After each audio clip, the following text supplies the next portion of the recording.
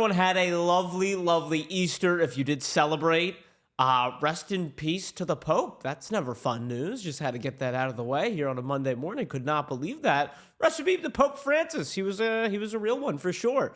But without a doubt, it is fantastic to be back here on a Monday. Tons of sports to talk about over this last weekend. Tons of sports to talk about looking ahead. But as I wait for Kreger to hop on in here, that's a great Kreger.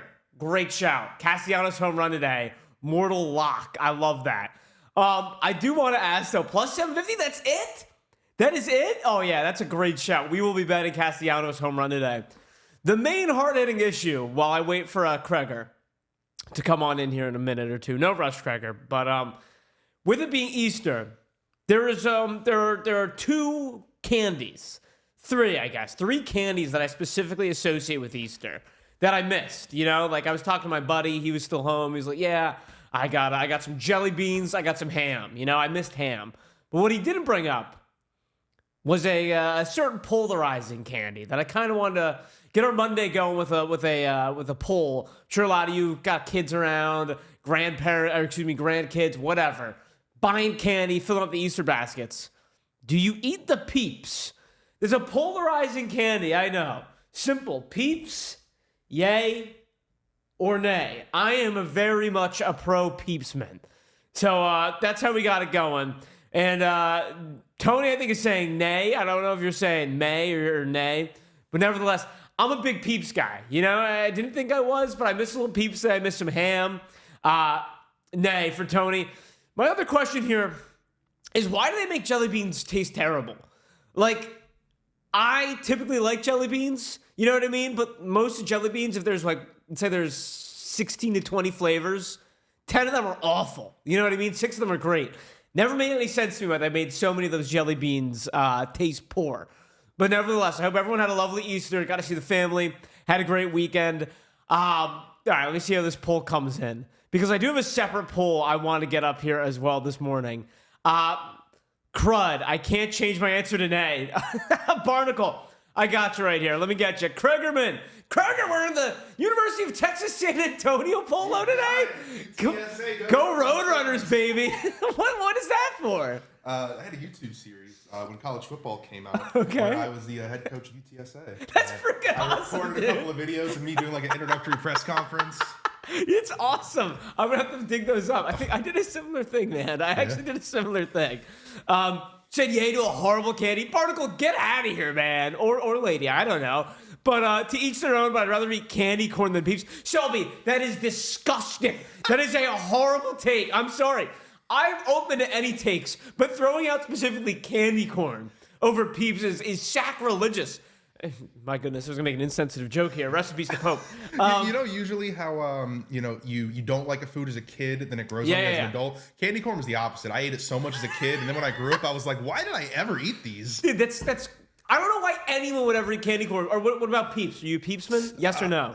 I'm not going to go out of my way to purchase Peeps. I would go out of my way. Really? Yeah. I like Peeps a lot. If I go to grandma's for Easter and she got me a thing of Peeps, yeah, I'll eat them. But I'm not going to oh my God, half off Peeps the day after Easter. No. Dude, now that you mention it, I might have to check something out. All right. Yay wins by 1 vote. There we go. Whoever it was, Robin eggs are superior Easter candy. That I'll agree with. Mm-hmm. Love myself a nice egg. You celebrate Easter yesterday, Kregerman? Yeah, I went over to my parents' house. There we go. It was just me, mom, and dad. My brother decided that WrestleMania with his friends in Orlando is more important than Easter. I mean, can you blame him? I'm not even a wrestling guy, but I mean, that sounds awesome. Yeah. So it was just me, mom, and dad. For the first time ever, my dad decided he was going to stop being stubborn and learn how to use streaming apps. So I logged into all my apps for him. What did it take for him to break? So we got them a new cable package and lowered the bill by $120. And with this new package now comes, I think, Peacock, a couple other of the big ones, all for free. So I was like, hey, these are free now. You don't have to pay for them. I made you a username and password. I've already logged them in. You literally just have to click the button. And there's a little logo on the remote that says the logo of each streaming service. Look so he's like, oh, okay, I'll try that. Papa Kreger, stepping up in the world. Yep. All right, dude. So here's what we got going on. I'm assuming we filled that break last night. Passed out at the big one yesterday. Yeah. I don't we know got when, that thing but done. They did fill it. Okay, hell yeah! I am so excited to see what we came out of that awesome break. Appreciate you guys for getting that filled because when I heard it down the grapevine last week saying like, hey, Josh, we're working on a break this weekend that has 5 Swamp Kings in it. And I was going, whoa! So I'm excited to see what we came out of that. I'll be honest, I was passed out. I don't know yet. So my apologies there. But aside from that awesome break that we were able to fill this weekend, we had a full slate of MLB action. NHL playoffs started. NBA playoffs started. All of this is going to continue this week. Plus, the NFL draft. Huge week of sports. So I'm going to put this poll up here. Now that we got the important stuff out of the way, yes or no on peeps. What is everyone's top priority for this next week? I'm very curious how everyone is going because I know my answer. Hello. And I think I have the worst answer, to be honest with you. So look, I'm going to say this right here, right now. I would guess, I would guess most of you are looking forward to the NFL draft most this week. Craig, is that what you're looking forward to most or no? Yes, I'm going to say the NFL draft. Obviously, everyone knows how big of an NBA fan I am, but it's for the playoffs, especially because it's the first round. It's that opening Saturday and Sunday that really catches my attention. Game 2 against the Pistons and the Knicks, I'm going to watch, but I'm still going to be thinking about the NFL draft. So that'd be my answer. The NFL draft is what I'm looking forward to most. Yeah, I understand. Now, you don't feel like less excited as a Buccaneers fan? You know what I mean? No, because O.J. Howard's not on the board like in 2017 when we picked 19th overall. Was he the tight end? Yeah, he was awesome, man. He was awesome. He was awesome in Alabama. Okay, so Barnacle says, my team has the last pick, and I'm still excited. Let's go. So does my team, Barnacle. Go Birds, baby. Didn't realize we had another Eagles fan in here. See, I'll be honest with you. Maybe that's why I'm not that excited about the NFL draft. Like, I, as an Eagles fan, weird, by the way, NFL draft trivia for you here. It's not, I've been really slacking. No trivia again today. The last time the Eagles had the 32nd pick in the NFL draft, who was taken as the 32nd pick in the NFL draft? The last time the Eagles originally owned the 32nd pick. So I know it's phrased in a weird way. Basically, they won the Super Bowl. They had the 32nd overall pick. They ended up trading it. But who got taken with that trade is actually wild. I was talking to my buddy about it last night. Lamar. Lamar, dude, great job. That's a good call on your part. Yeah, dude, the last time the Eagles won the Super Bowl, their pick was Lamar Jackson. It is crazy to me. PT, most intriguing player of the draft, ? Palmer says, NBA playoffs are dead to me. Is this the Lamar so Giants couldn't get him at 2? Oh, Barnacle, that's a great shout. Kind of forgot about that. Votes are coming in here. Draft is 50%. Kind of fighting. So my answer, by the way, is MLB baseball. Yeah. Just straight up. Thursday, look, I'm going to be glued to the draft. But I do think it's one of the more unique NFL drafts that we're going to have because I think it's the least certainty we had in those top 5 picks. Okay. Every year, I feel like since... Man, was it fair to say? 2016 was the last time I remember a little bit because but was that the Eric Fisher, Luke Joeckel draft? That was 13. Okay. 16 was Wentz and Goff. Wentz and Goff? Yeah. Okay, yeah. We kind of went back and forth on who we think's going number 1. I want to say that might have been Laramie Tunsil too, which there was talks about him going number 1 that draft. And really threw a wrench into things. Get the gas mask. Yeah, he had a special day for him yesterday, I imagine. You know what I mean? Not Easter. But to your point, I mean, maybe even 2018, we really didn't know who was going to go between Allen, Rosen, Lamar, Baker, Saquon. So probably since 2018, because 19 was Kyler, 20 was Burrow, 21 was Lawrence. So we did have a lot of. I'd say probably since 2018, which is 7 years? Yeah. 7 years, and even in 2018, I mean, it's just been... We knew quarterbacks were going in the beginning of 18. But. The NFL draft coverage and reporting has gotten so good that it almost makes the draft itself less exciting. Yeah. You know what I mean? So, someone asked, who is the most intriguing player of the draft? I would say the answer is actually right in your face. Shedeur Sanders, is it not? Like, I do think Shedeur Sanders is the most intriguing part of this NFL draft. I might have to do a little more research if you want me to give you like a more deep, non-TMZ kind of answer, if you will. It's a good question. I'm going to do a little more research as the week goes off. Cloud says, if I wanted to watch picks for 3 hours, I'd put on a Cowboys game. Now we're talking Cloud Jedi. PT says, I don't see Sanders in the first. Well, you're going to be shocked on Thursday, PT. I'm with you on that one, Craigerman. And I do want to specifically, or not worth it, I should say. No. I get what you're saying. That makes more sense, That makes more sense, PT. So I want to do specific talk about the NFL draft in just a second, but looking ahead to this week, and this is kind of for you, this is for me, this is for everyone out here. with all of these sports going on in this week, what is one thing that you're certain of looking ahead to this week? Can be in any sport, right? Because I think there's a lot going on, and I'm not grounded. You know what I'm saying? Like, it's hard to kind of focus in on one event and be like, yes, that's what's going to happen this week. Oh, I'm sure the Knicks are going to sweep. You know, that's just like an example. What about you, Craig? Like, I think you're more dialed in to the NBA playoffs and the NFL draft than I am right now. I've been so locked into baseball. And for you guys, too, what is one thing you're sure of that's going to happen in this upcoming week? If it counts, Cam Ward going number 1 is that counts. That absolutely counts. Absolutely a lock. I don't know if you saw the video. He was playing Fortnite with somebody. I did. And he said that Calvin Ridley and Treylon Burks were 2 of the top 4 receivers in the NFL, and Tajay Spears is a top 3 running back in the NFL with a straight face. And the books, guy's awesome, man. The books still let you bet on Cam Ward going number 1 overall. Okay, so Selby's with you. Cam Ward number 1 for sure. And then Cloud. I like Clouds. Did they play already, Cloud? You'll have to excuse me. I ended up not watching a second of NHL playoffs this week. And he says Maple Leafs losing in the playoffs. That's his sure thing this week. I like your answer. I like Selby's answer as well. Cam Ward number 1. But it's funny because even when you say Cam Ward number 1, you didn't say Cam Ward getting drafted by the Tennessee Titans. You know what I'm saying?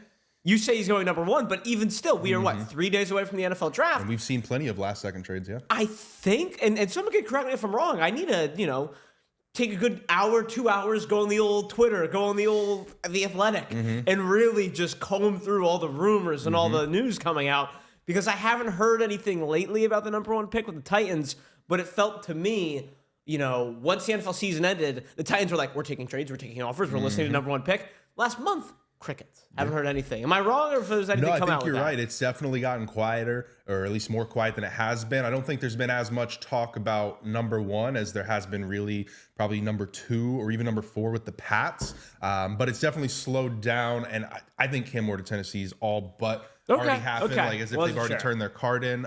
But that doesn't mean that a team can't trade up to 8 or 9. For example, if Shedeur falls past 9 with the Saints, who's to say the Rams don't try to trade up? So the Saints are 9. Saints are 9, and that's where a lot of people are expecting.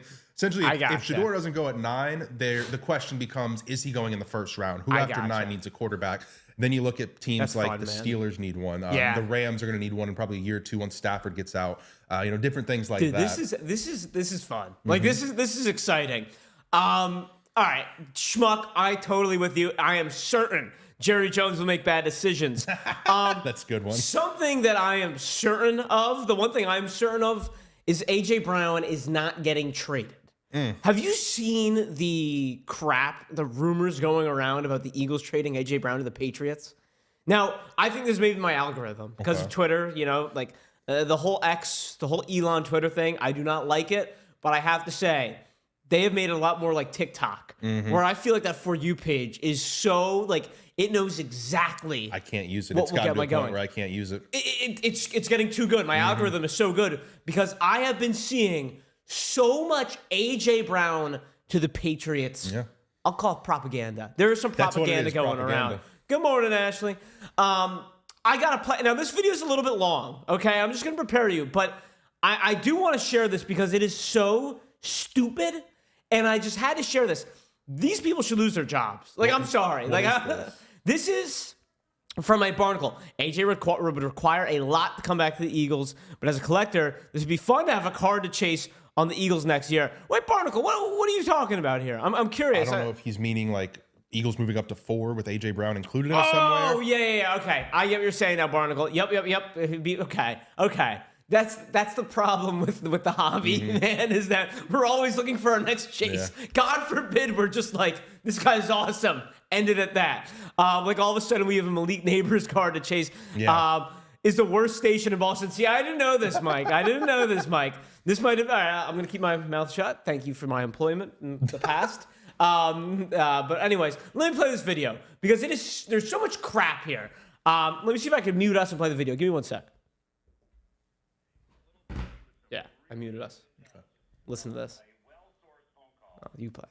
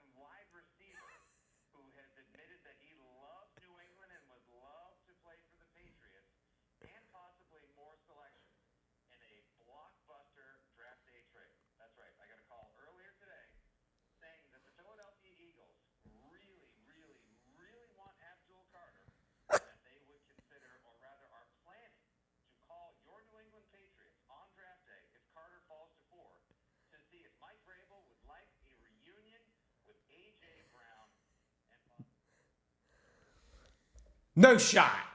I mean, that is what the hell is happening right here? How can you go on a radio station here and like actually say that this happened? There is no way in hell the Philadelphia Eagles would trade A.J. Brown for Abdul Carter. And I think Abdul Carter is going to be a stud. Yeah. Like, don't get me wrong. I mean, if you're the Patriots, yeah, you should be licking your chops at the thought of drafting Abdul Carter. But the fact that this dude can go on a radio station and say that the Eagles would trade A.J. Brown for Abdul Carter to me is beyond utter nonsense. Yeah. It is malpractice by this radio station to have this guy on. You can tell the guy who was on the horn, he was relishing every second. You know, the way he was setting up, what if I told you? A little birdie whispered in my ear. Like, come on, dude. Let's get real. I saw so many Patriots fans on Twitter. We're going to get A.J. Brown. A.J. Brown's coming to the Patriots. Stop. This is not happening. No. I am certain of this. It makes no sense. Yeah, Jay Kane says, source, trust me, bro. Yeah. And he says if there's depth in any position in this draft, is at defensive line and edge. Zero reason to trade up for any position, even for Carter. I am curious who this guy is, by the way. That's the guy who called? That's the guy who called in, I believe. I'm pretty sure. Fitzy GZ, or excuse me, GFY. I don't know. He's got 74,000 followers.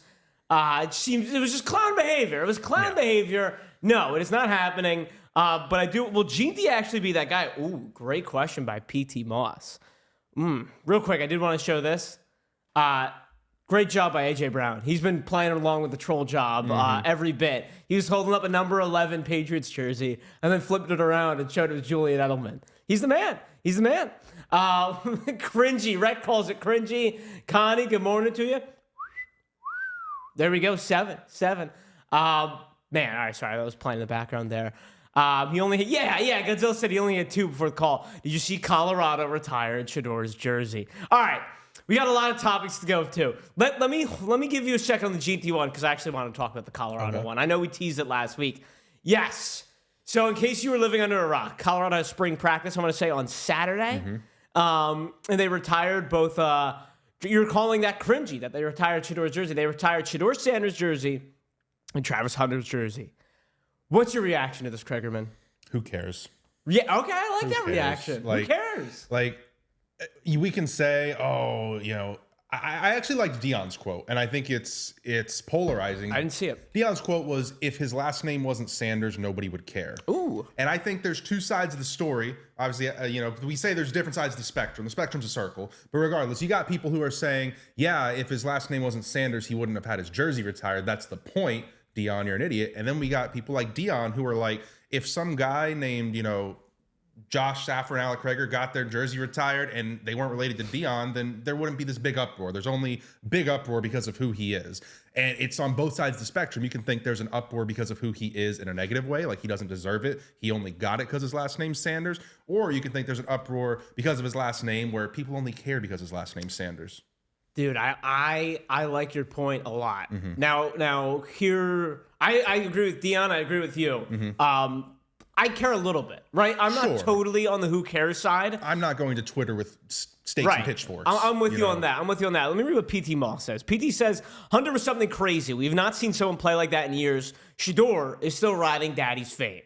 I agree with you with Hunter. We've not seen someone play like that in years. Jabril Peppers was kind of close. I don't know why everyone forgot about Jabril Peppers. I feel like he was awesome at Michigan. On offense, nearly what Travis Hunter could do. And when he was on offense, he was taking snaps from the Wildcat, which is impressive. Don't get me wrong, but it doesn't take a unique set of skills to be like, all right, get the ball, run fast, dude. Hunter was a unique set of skills. Wrecked. If he had the same record as Shedeur, everyone would say, who the crap is this guy? Who's that? Wrecked. Who's that? I'm confused what you're saying there. But here's my problem with it. My problem is how quick it happened, I guess. Yeah, I agree with that. It seems, okay, all right, I get what you're saying. Right, another QB not named Sanders. Everything with Deion has been a showboating spectacle since he set foot on campus, even when they were losing. So here's the thing, though, PT. Here's the thing, and I guess I'm going to come around to say this. It happened way too quickly. This should have been maybe let an entire class of guys come in, 4 years of players come in, let these guys play at the NFL level, then retire their jersey numbers. I think both of them, without a doubt, deserve to get their jersey numbers retired. just not that quickly. Yeah. Correct me if I'm wrong, the report was Cordell Stewart still doesn't have his number retired. Correct. That to me is shameful. You know what I mean? Like Cordell Stewart, you should have retired Cordell Stewart's jersey this year just to be able to retire both of their numbers a couple years down the road. Shedeur's reaction during the ceremony was so bad. I didn't see it, Rec. I did not see it. And PT says it's probably hidden in his contract somewhere. This is JK. Many universities retire Heisman winners' number no matter how they progress in the pro level. No, I agree with that. And I do think sometimes these guys' success in college should be separate from what they do in the pro level. But let me just say this, Easy. His last name isn't Sanders. It doesn't get retired. I kind of disagree here, Easy. I kind of disagree, actually. I think it was just a matter of time in terms of they did it too quickly. Shedeur Sanders, right? If his name isn't Sanders, can we put it this way? This dude played at Jackson State, a historically black college university, at an amazing level. He transferred up. Yes. Was it because of his father? Absolutely. Yes, it was because of his father that he transferred up. He probably wouldn't have gotten this chance if it wasn't for his father. He excelled. Yeah. You know what I'm saying? Like, he excelled. He was a fantastic quarterback at a program that has been historically mediocre. He led the country in completion percentage, I'm pretty sure. Yes, set records in completion percentage. Made amazing game-winning plays. I remember the Hail Mary against Baylor. He took this team in Colorado that was a team that was lucky, happy to go 6-7, you know, make a bowl game. And all of a sudden, in 2 years, when everyone counted against him, put them a game away for making the college football playoff. Yeah. Put up great numbers doing it. I get it. There are turnovers. I get it. We don't like Deion Sanders, right? I understand a lot of you saying that. He took this program into a different level. They had one win when Deion got there. They were 1-11 the year before. When's the last time that anyone, granted, you know, we're not First Take, we're not the Colin Cowherd Show. When's the last time a talk show even mentioned Colorado before Deion came there? Never. And you can say, too, oh, he only got the opportunity at Colorado because of his father. I'd be willing to argue how many players transfer to a different school to follow their coach, regardless if it's their dad or not. That's a good point, too. I didn't even consider that. Travis did it. That Deion's not Travis's father. That's true, too, although he says he's like a father to him. You know what I mean? Okay, what do we got? Selby, I've said this for years, but Deion Sanders is a used car salesman. How? Now, you might say that. He might be a used car salesman, but at a certain point, you get in the car. Coach football, the car drives pretty well. Yeah. You're the dealership. The dealership has never seen numbers, you know, as good as this. The customer's happy, right? The car dealer's happy. What's the problem here, I guess? And I understand why he rubs people the wrong way. PT, what did he do for the school? Couldn't even win the conference. But PT, we're saying couldn't even win the conference. First of all, conference was better than it had been in years. They had 9 times more wins last year than they did. Yes! I'd be willing to say, I don't know the stats off the top of my head, but I'd be willing to say their 8 or 9 wins last year was more than the 5 previous seasons combined. Oh man, it's close. I don't know for certain. All right, let me see. Easy, congrats. He was able to be an above average quarterback. Nothing more to show for it. Easy, I would say in the scheme of college football quarterbacks, he was an elite college football quarterback. I don't know. I don't think an above average quarterback is going to be a Heisman finalist. You know, there were plenty of great quarterbacks last year that... Was he a Heisman finalist, Shedeur? I didn't even realize that. I believe he was the 4th, yeah. Okay, damn. All right, let's see. We got some more comments here. Teacher, this is interesting. Do you think they retired so quickly to keep his name relevant ahead of the draft? It's a good question. Okay, I would say 33% yes. You know what I mean? Like, I think like maybe like a third of it was, I think, honestly, to sell tickets to a spring game. Sure. Another third of it was because I think, you know, they really wanted to give it to him. And then another third of it might have been like... A little bit of buzz. Yeah, it's not a bad question, teacher. Let me see. I got a lot of comments coming. I don't have a problem with nepotism giving him a shot to play, but when nepotism gets a jersey retired, I hear you. I hear you on that, Easy. I would have liked to see them wait longer, but I do think... You know, there was no problem retiring their jersey. Like, seriously, we don't talk about Colorado football. Now, all of a sudden, they are thrust into this, like, one of these top schools. Yeah. And whoever made the comment saying, you know, what did he do for the school? They got the #1 recruit, I think. Someone can correct me if I'm wrong. The #1, I forget his name, the quarterback. They got like the #1 recruit this year. You don't get that without Shedeur. When's the last time Colorado had a 5-star quarterback? Exactly. I mean, exactly. So I do think he did a lot. Selby, I'm not saying he doesn't sell a decent car every now and again, but it is all for show. I hear you, Selby, and I get it. but it's almost like Muhammad Ali, right? Where you talk about it so much that eventually it works. And I do think it's starting to work here in Colorado. I give him credit, man. I give him a lot. Julian Lewis, thank you, PT. I couldn't remember the name. PT also, I think Hunter was like Randy Moss. Made Sanders look better than he really is. Ooh, but sometimes it works both ways, PT Moss. I thought about Burrow and Justin Jefferson a little bit in the LSU. You see them get to the NFL, and you're like, all right, there you go. I do not know, teacher. Was that a thing? Was that, they were trying to drum up more recruits, make Colorado seem cooler? Could be. But teacher, if that's the case, don't you kind of got to give him credit? Yeah. In today's ever-changing landscape, we talked about Nico Iamaleava last week. It's almost impossible to get the special sauce to get guys to stay without making it a whole thing. Maybe just making it a whole thing is the solution, making it more of a reality TV show and, having the glitz and glam and all that.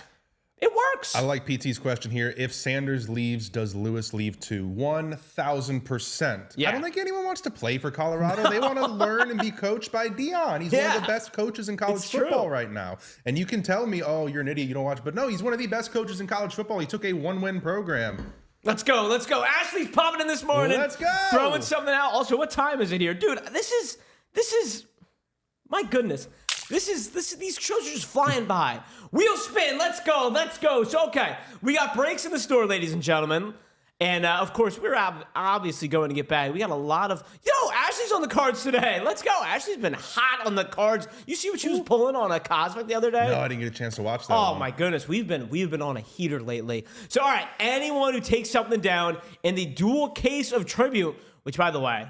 The single cases of tribute have been awesome. Dual cases is the way to go. Already have 12 spots gone, by the way, guys. This is not the kind of break that you're going to have to sit around all day for. No. We should be getting into this probably around lunch. I think we got, a couple of half cases as well done last night after the big one. Let's go, baby. These breaks for tribute can fill within less than an hour. We can get multiple of these done throughout the day. All right, so we're going to give away our first slab or no slab here. This is the wheel.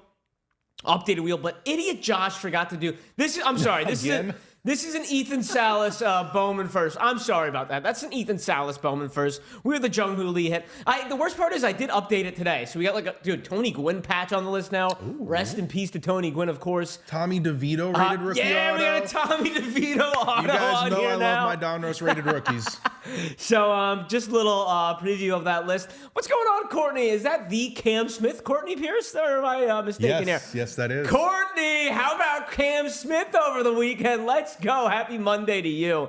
But there we go. That's just a little taste of the list. If anyone takes down a spot in the break, you will get a spin. But, of course, we will be running that wheel in about, what do we got? 14 minutes, give or take. 14 minutes. So hop on in, guys. Ashley's on the cards. We're going to have a great day here. A great start to the week here. And, of course, hope everyone had a lovely weekend. No Pratt cards on the wheel. I am crushed. We're going to have to get some Pratt. What's his name? Michael Pratt? Am I mistaken? Tulane quarterback? Schmuck Duck? Is that what we're talking about? I assume. Yeah. I don't even know what team he's on now. But, dude, I'm out of football. I'm out of football world. Which is it. Yeah, there we go. Hit it both. But, yeah, dude, the Colorado talk, I wanted to get into that last week. I know we never talked about it. But, all in all, my take is I'm a big Shedeur guy. You guys are going to learn that this week. I am huge on Shedeur, actually. But something I will say about Shedeur Sanders as we look ahead of this week in the NFL draft, there's going to be one thing that I think is supremely important. You're in for a lot of disappointment.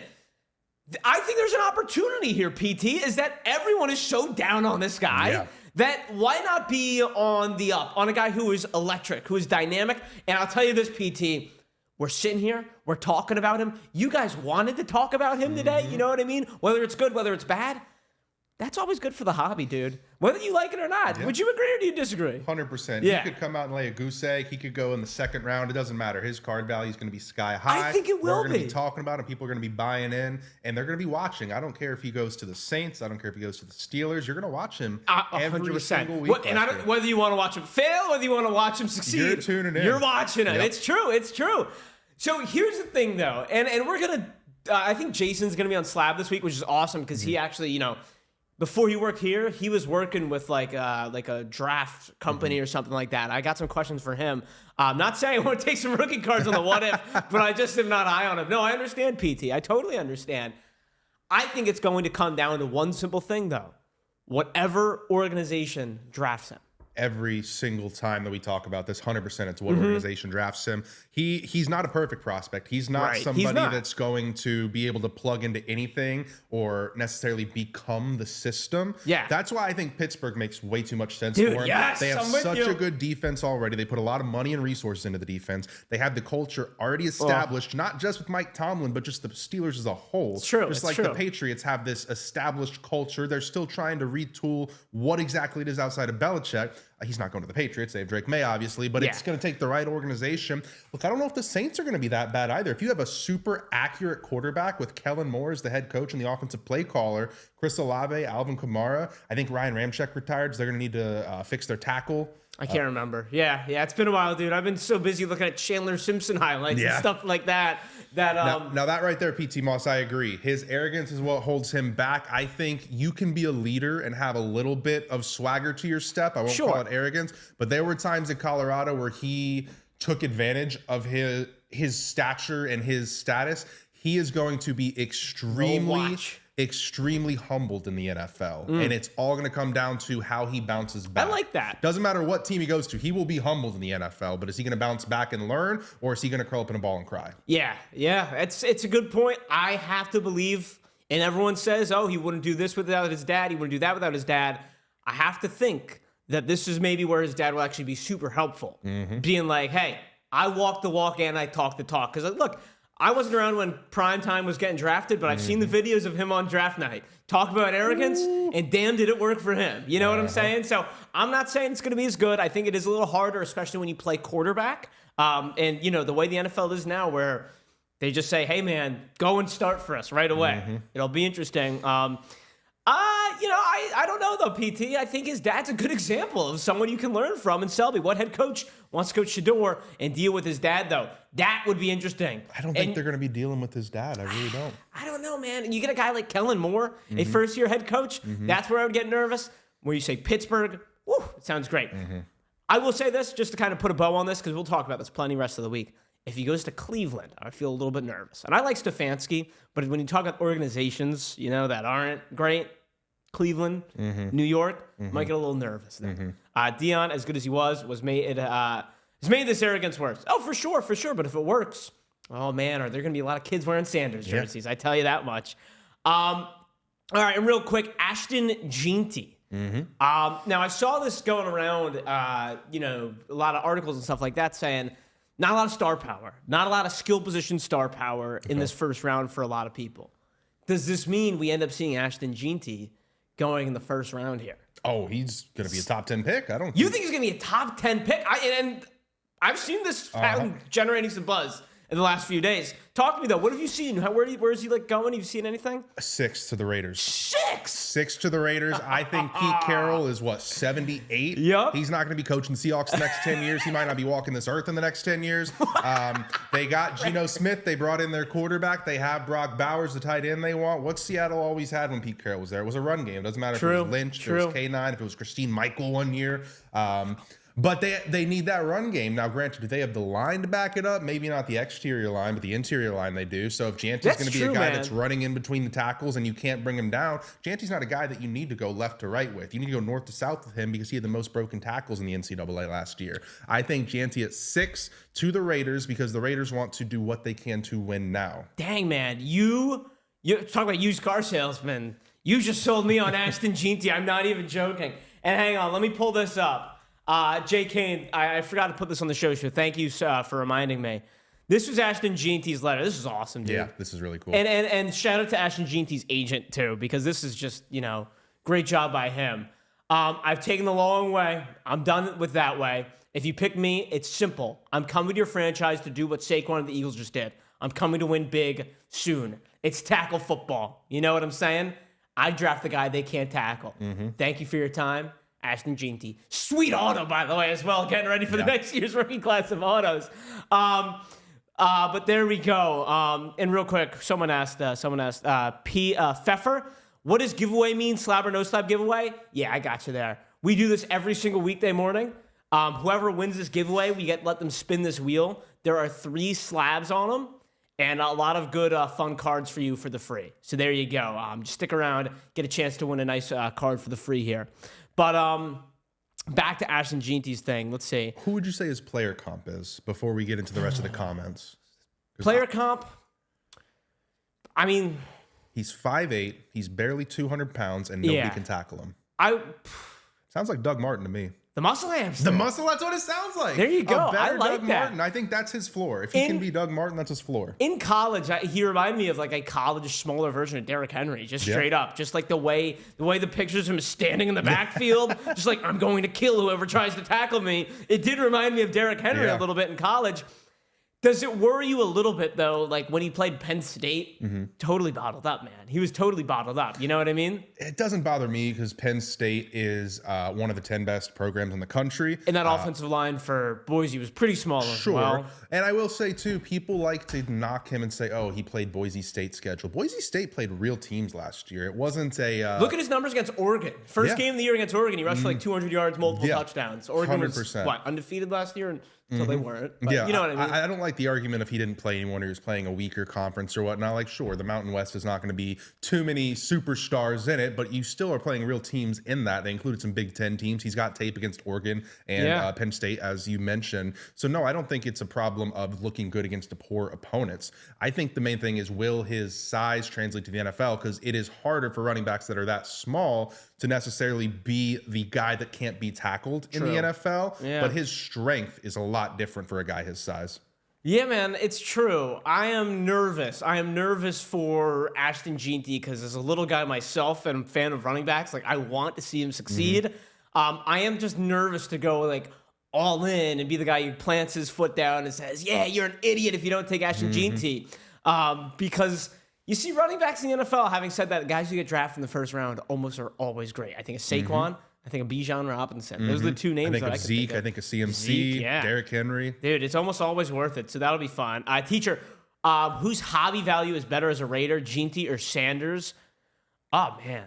I would say Jeanty, per my point I just made, though, where you go to an organization like Vegas or like the Raiders where I don't trust them with quarterbacks. I trust Pete Carroll. But, you know, I do think it's more than just the head coach when you talk about organizations. The Davis family developing a quarterback, I don't know if I trust that.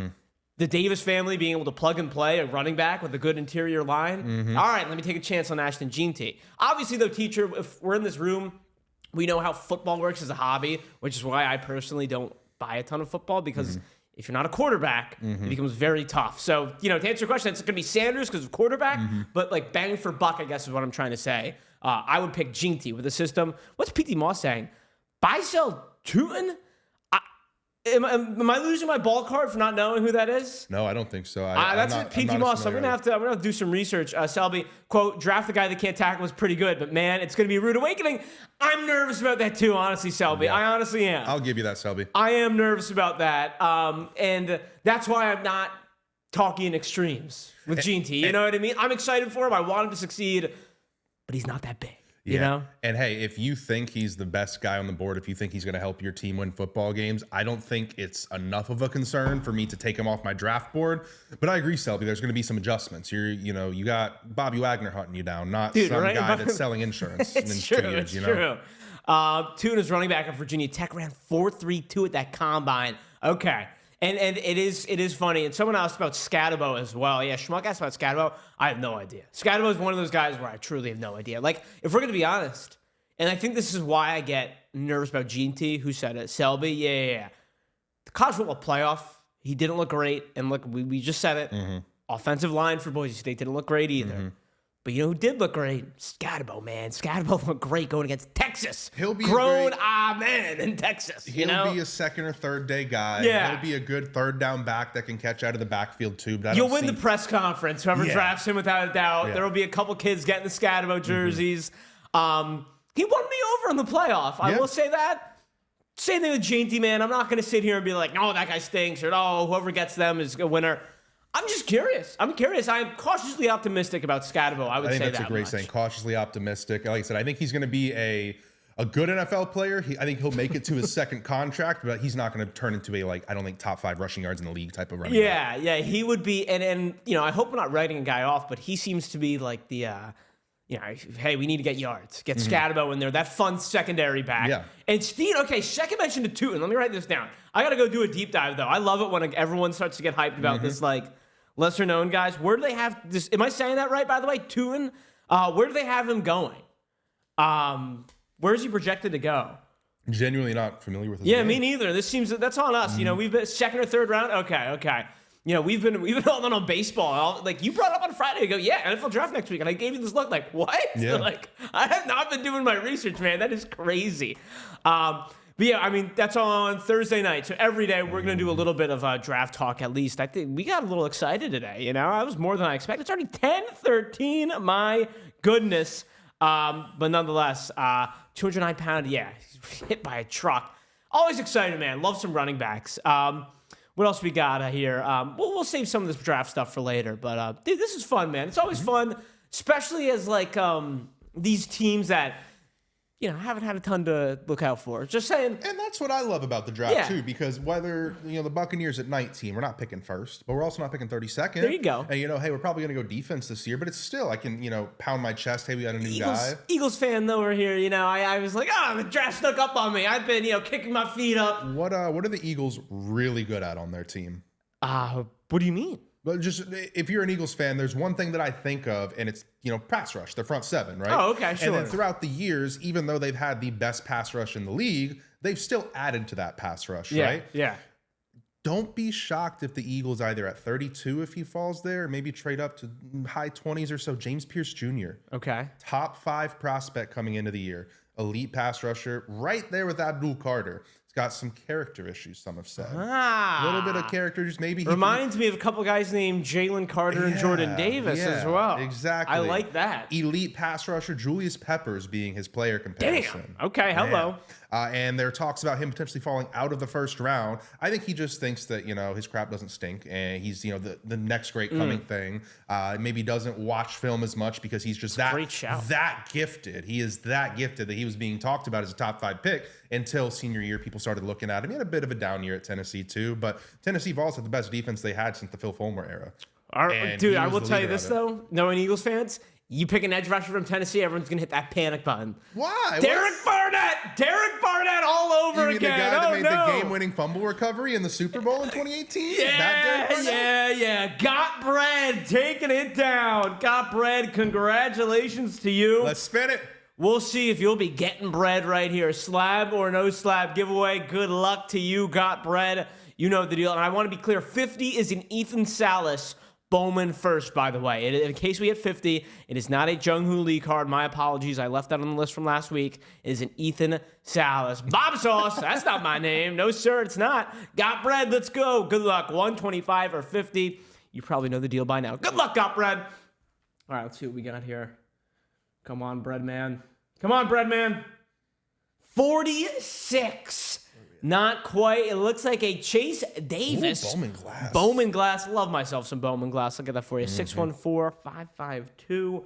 Just make sure I have that down for got bread. Congratulations to you, sir or madam. And I came close to picking up a Max Clark Bowman Glass over the weekend. He's been playing well. He's been playing well. Dude, Schmuck, I feel like that too.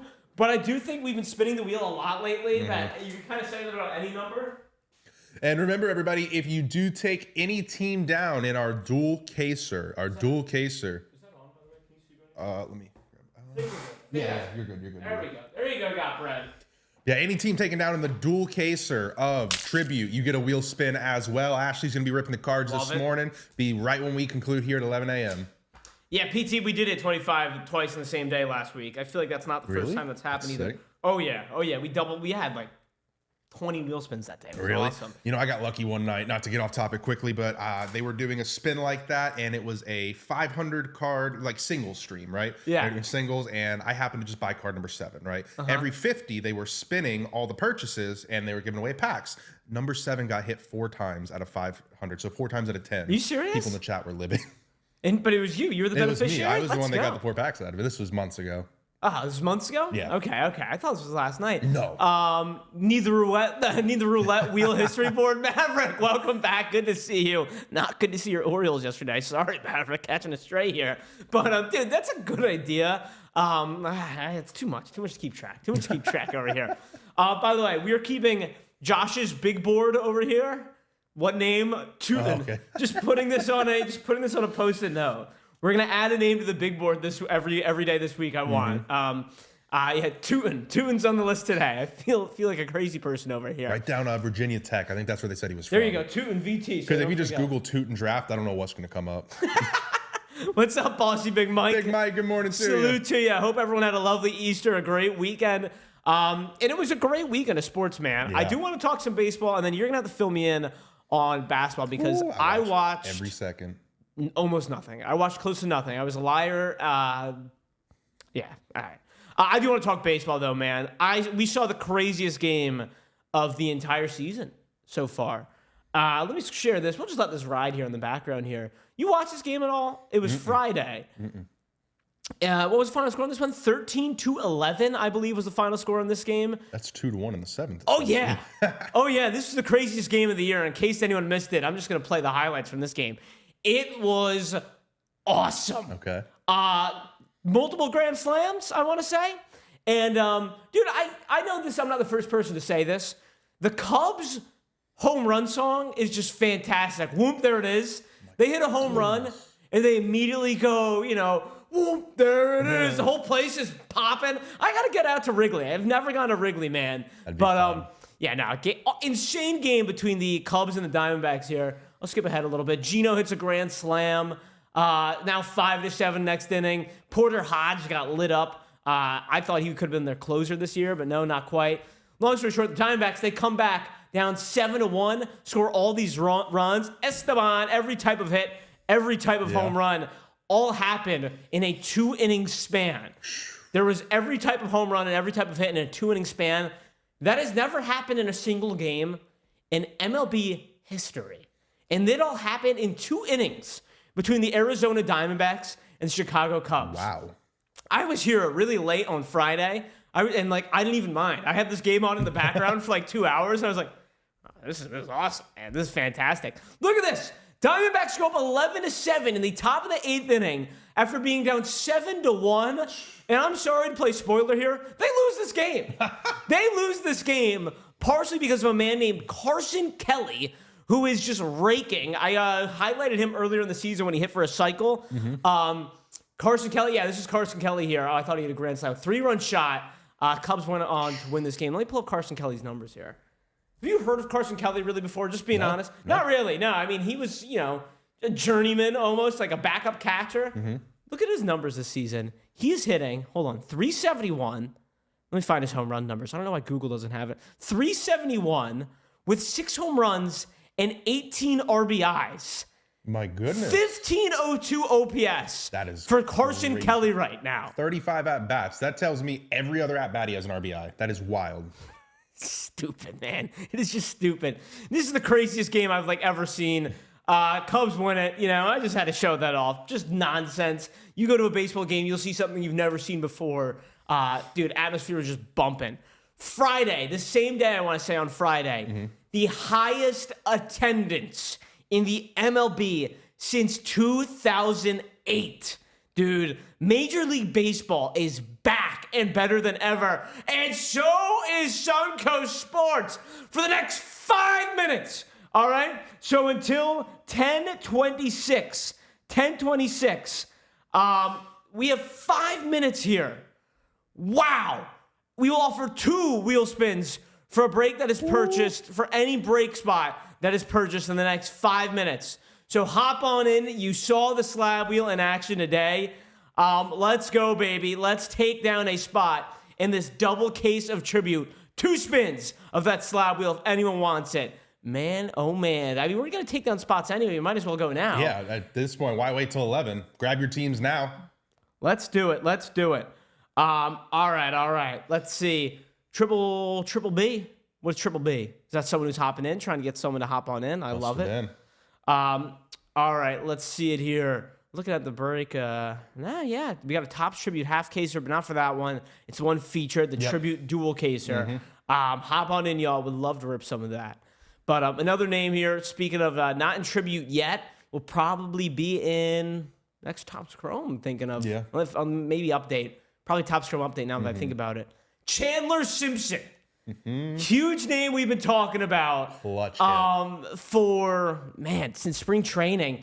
His first career hit, surprisingly, an extra base hit. A guy that not known for his power, not known for his slugging, gets an extra base hit for his first career hit.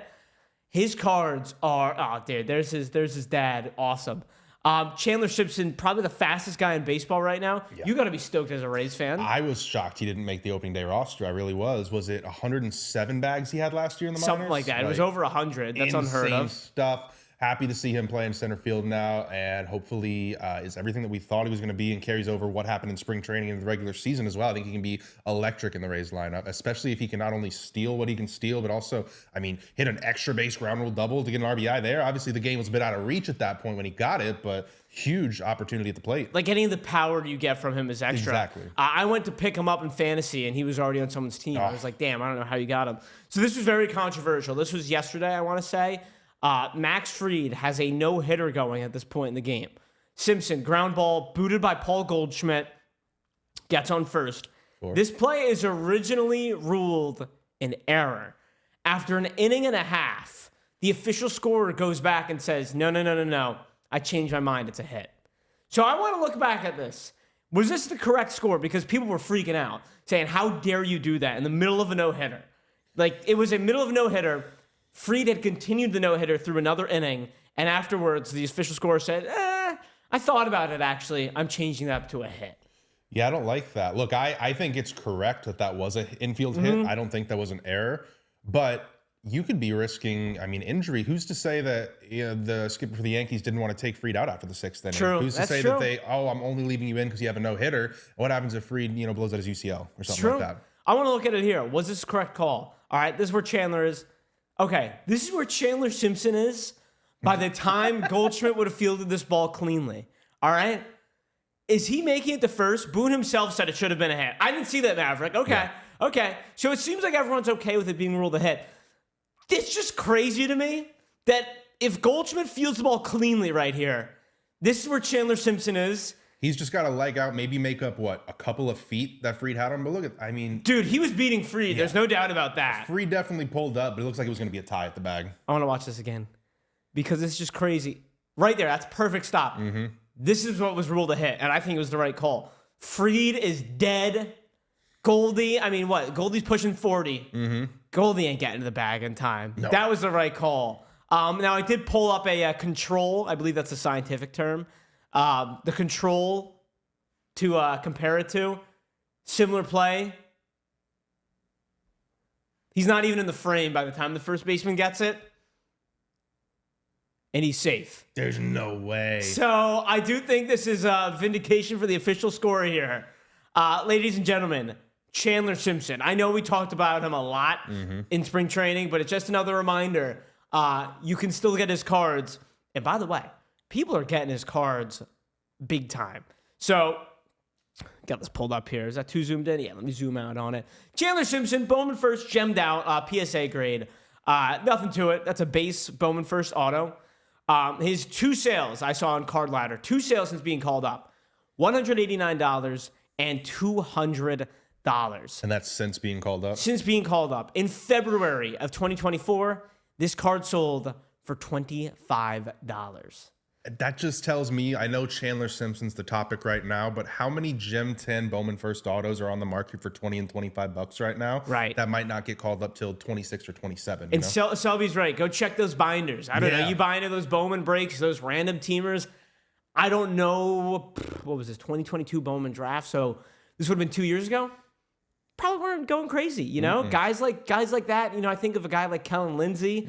He's got an 80 run tool. I'm trying to think of someone else who has an 80 run tool, but I know, Kellen Lindsay's getting some pop right now, but just 100 stolen bases will do that to you, Scotty. Yeah. Great point. Just don't throw away. Don't put these in your bicycle spokes, as the kids would say, like $25 it sold for a year ago, sitting on a Sebi Walcott 1-of-1 until he gets called up. Selby, are you kidding me? That is a gold mine right there. Let's go, Selby Lab. But just another reminder, guys, do not throw out your cards. Chandler Simpson, he is here. I am pumped. I thought that was an error stat when I saw it. Yeah, I don't think he's going to steal 100 bags. But the way the MLB is now, Not impossible. You know, the way with the pickoff rules, no one's stolen over 100 bags in forever. I think of what, Lou Brock or something like that is the last guy to steal 100. Maybe Ricky. I mean, I don't know. It's been a while, but he could do it, man. He definitely could do it. It's just a matter of getting on base for Chandler Simpson. Hot name in the hobby. Speed sells, I guess. Speed sells these days. Just had to, shout him out. Was excited to see him. On the other side of things, though, a name that I know people have been excited about in the hobby, Chase Dolander. Chase Dolander, I can't say his name. I feel bad for the guy. Speed sells until they can't get on base, paging Billy Hamilton, paging D. Gordon. Something to monitor here, Maverick, without a doubt. Something to monitor, but the ceiling is there. The Ricky Henderson, if you steal 100 bases, dude, everyone wants you. You know what I mean? So it's a good point. We'll monitor as he goes. But Chase Dolander, I can't say his name. I'm not writing him off at all. I think the talent is there. But let this be the last time we ever fall into the trap. If you are a pitcher on the Colorado Rockies, you will never succeed. Like I am sorry to say such a sweeping proclamation, but it is. Why was Vince Coleman blocked? Is he the last guy to do 100 bags, Godzilla? Which is crazy that Vince Coleman's name was blocked. But that's ridiculous. It's Adam Sandler's name is blocked. Vince Coleman's name is blocked. You learn more every day. But Chase Dolander, dude, 7.36 ERA. He has allowed 8 home runs in 14 2/3 innings pitched. Every other inning, more than every other inning, you can bet on a home run being given up by Chase Dolander. For scale, he is tied with 8 home runs with Ryan Pepio as the major league leader for home runs given up. Ryan Pepio has pitched 28 innings. So pretty much doubled Chase Dolander's innings pitched to give up 8 home runs. It is not great, and I'm not writing off Chase Dolander, but he needs to be on a different team, man. We can't do this anymore, dude. These Colorado Rockies pitchers, it is so sad. But on the other side of the coin, remember the guy we were talking a lot about? Had to give him some flowers. Dylan Cruz, man.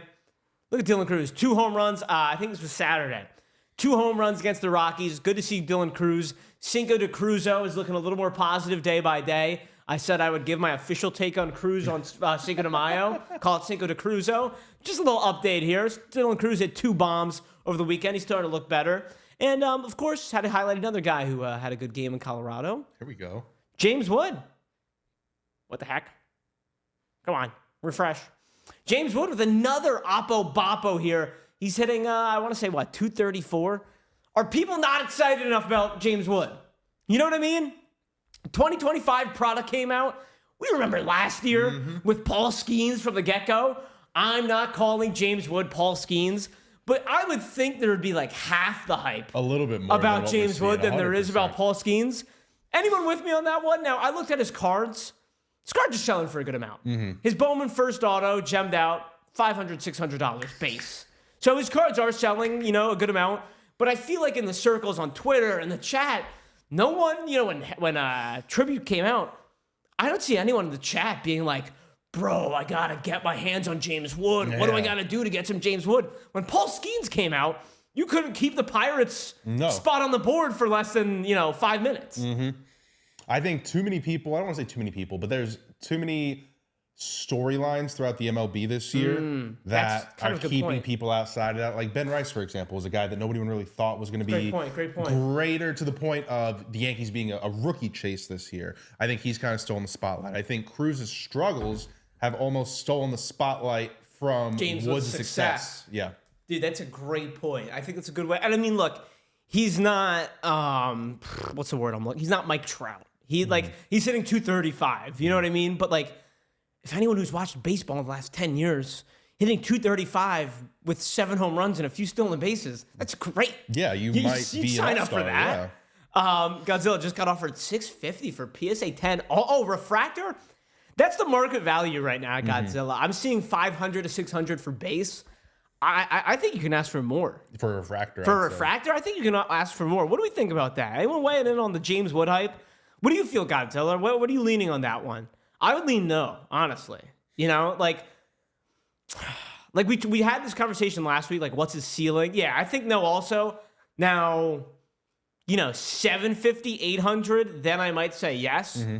I do think his player profile, though, is someone that, like, the hobby can get excited. Like, why is there not the J-Rod hype, man? I was doing my most breaking and my most ripping on baseball during J-Rod's rookie year.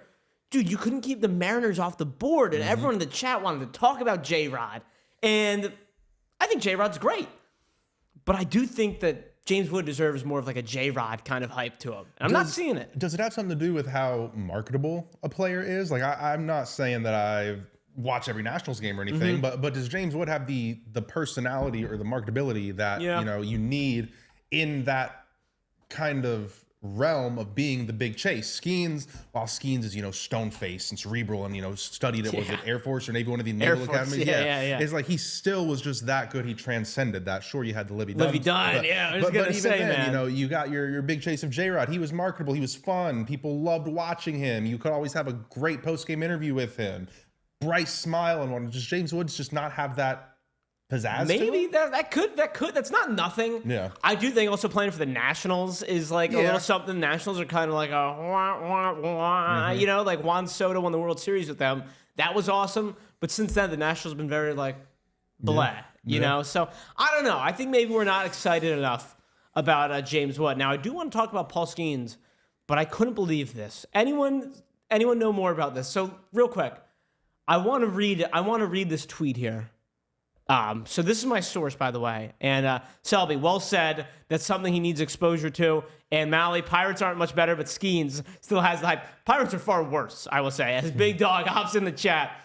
Read this tweet real quick. Now, this is my source. All right, whoever this guy is on Twitter. So I don't know how reliable that is. But if this is true, oh my God.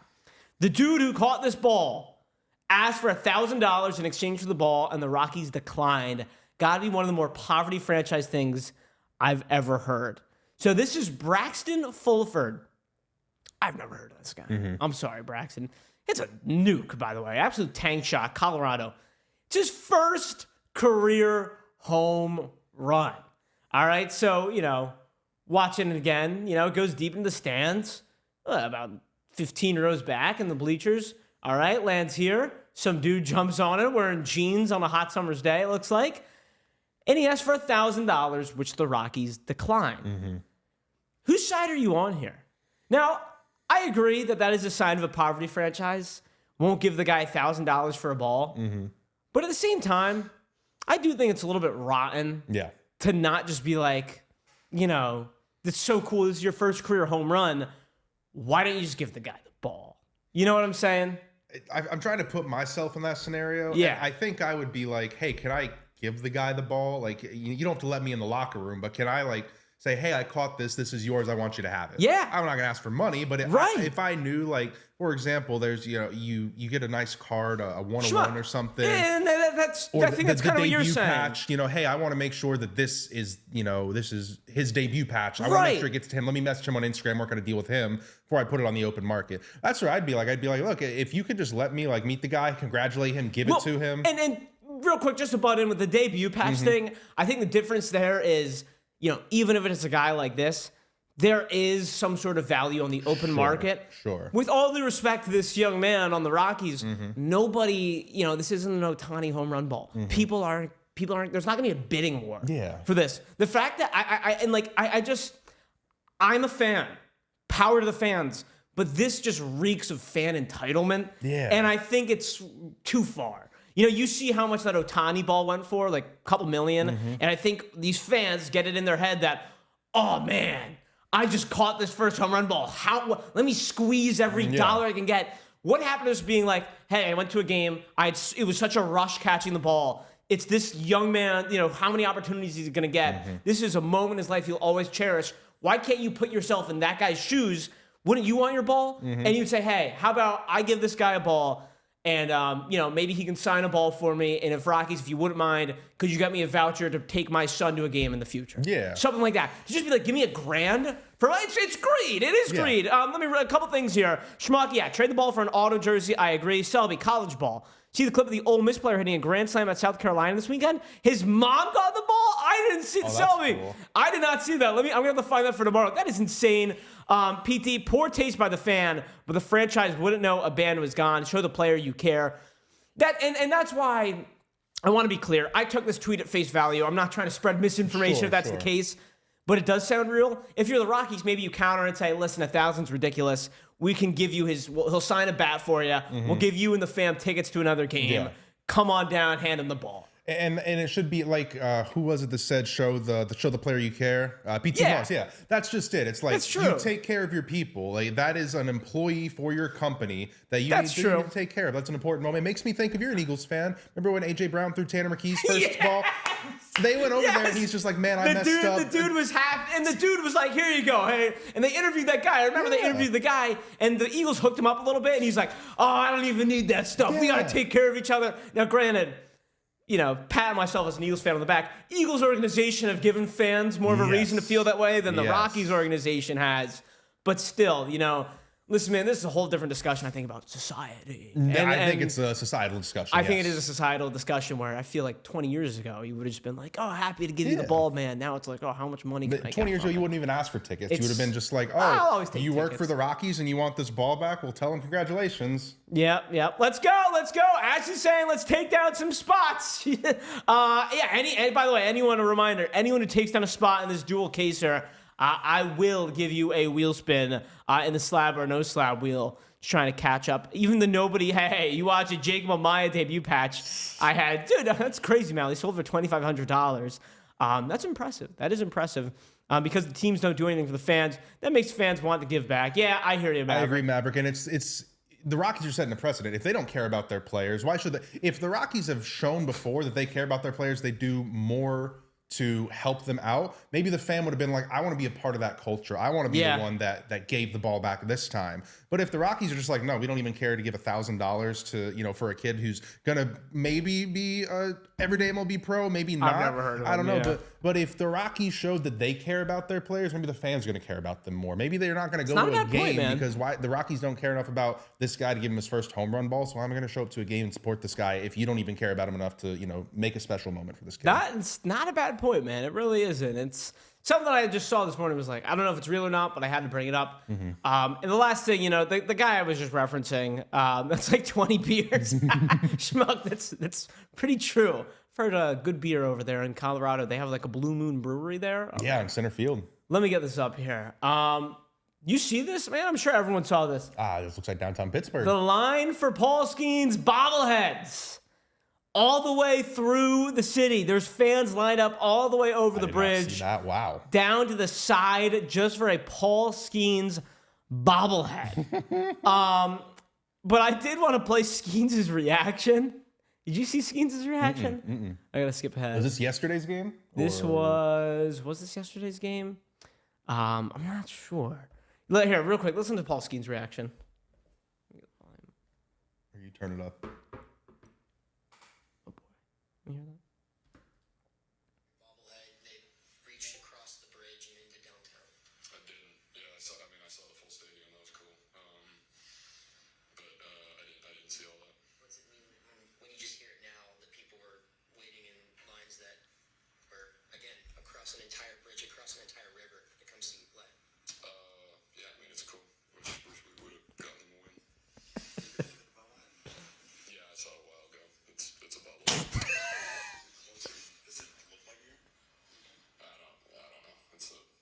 It's not my thing, is what he says at the end. I mean, dude, looking and sounding like he's 42 low-key. It's a good point. I love when he's trying to hold in laughter and not just explicitly say, dude, I don't give a crap. Yeah. Like ask me about baseball. I mean, all right, let me see what the chat said. Mally, collecting bobbleheads is weird. She's a guy collecting pieces of paper with pictures of men on them. I actually do like bobbleheads. I don't collect them because, I don't know, I don't go to enough games. Mm-hmm. But that's one of my favorite giveaways, without a doubt. Yeah. I prefer bobbleheads. By the way, here's the bobblehead. Cool bobblehead, dude. It was a cool bobblehead. And they did make it in the form of a baseball card. So actually a really, really cool giveaway they were doing.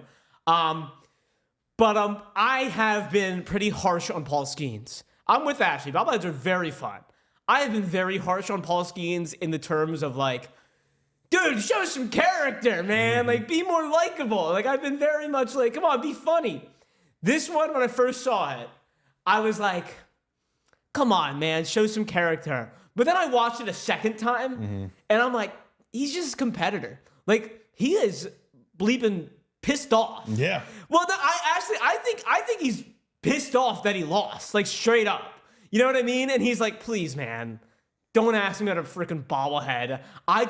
He pitched 7 innings, 1 or 2 earned runs. And like, he just wants to win. You know what I mean? I think that might be 2 or 3 losses for him in his last 3 starts. So like, I'm very harsh on Paul Skeens, not his play. He's a stud. But I'm harsh on Paul Skeens, the man. I wish he showed some more character. I actually got to give him credit this time. You know, but I will say, what do you think? I'll let you. I would be curious to just be a fly on the wall at like the Skeens Christmas Eve, or like Paul's out on a boat. Is there a part of him we don't know, or is this really who he is? Is this just the Pirates PR or his agent saying, hey man, don't give the media, you are in the spotlight, don't give the media anything to bite at? Or is this just who he is? I think it's just who he is. But like, to your point, I'm curious if he has like a funnier side or like a looser side, or if he really is just kind of like, I don't want to say anything rude, but just more like a more reserved guy, I guess. You know what I mean? If he was on a better team, he wouldn't be so mad. Maybe it is that simple. And then, wait, so what else? Godzilla. He gives me a general in the Civil War vibes. Dude, there was a thing with Andrew Luck. Remember that? Yes. General Luck or something like that? Yes, and all tweets were in some like 1800s dialect. Yes. We might have to bring that back with Paul Skeens. Dearest mother. Yeah, dearest mother. I went out today and shoved consistently over 100, yet my troops failed me once more. Get me out of this ghost town of Pittsburgh, or something like that. I hope to be writing you back with a victory in the near future. Yeah, it's ridiculous. The morale of the troops is down low. It has started to affect me. Although the Permetti Brothers is delicious. You know, like, I don't know. I don't know, man. Dude, we need Paul Skeens. We need his happy Skeens. Dude, we need happy Skeens. Don't see that guy happy enough. He's a stud. But, the bobblehead thing cracked me up. And by the way, a rare Pittsburgh W. What's his face? Bob is Big Dog in the chat. Their owner, who has been getting crushed recently, he came out and said, apparently he, like, popped into the PR meeting or something like that and was like, everyone who was at that game deserves a bobblehead. He saw the videos of the lines because it was the first 20,000 fan. He goes, we need more bobbleheads. Anyone who was at that game will get a voucher for a bobblehead or something like that. I mean, hey, good for him. Good for him. Yeah. A rare Pittsburgh Pirates W. Yeah. But yeah, man, 10:45. Let's go, baby. We got another slab or no slab giveaway going on. And reminder, Ashley is over there. I can sense some nerves from Ashley. She's like, oh, I don't want to sit around. I don't want to sit around today. I want to be ripping. I don't blame her. Tribute's looked great. Tribute has looked great. Ashley has been ripping. She's been on a heater. Help her out. Let's get some spots going early and often. Anyone who takes down a spot, Ash, if you're in the chat, let's not beat around the bush. Are we doing 2 spins? Come on, we need to help Ashley out. Let's go 2 spins on that slab or no slab wheel for any spot taken down. We need to see action here. A lot of this guy and that guy coming. Buy in just for the show. Yeah, from Ashley. Karen's right. If you haven't seen Ashley rip, you'll be buying in after you see her get some cards down. But nonetheless, let's get that giveaway up. But if you don't want to leave it up to chance, take down a spot here in the tribute break, and you will get 2 spins at the slab or no slab wheel. Got to be that dual caser too. Dual caser for 2 spins. Yeah, dual caser here. Dual caser. Which I believe is featured. Double the case, double the spins. Yep. I like that. Let me see here. Just double checking. Is that featured? I got a lot of moving parts over here. Yeah, dual caser. I would, but apparently she was born with a migraine.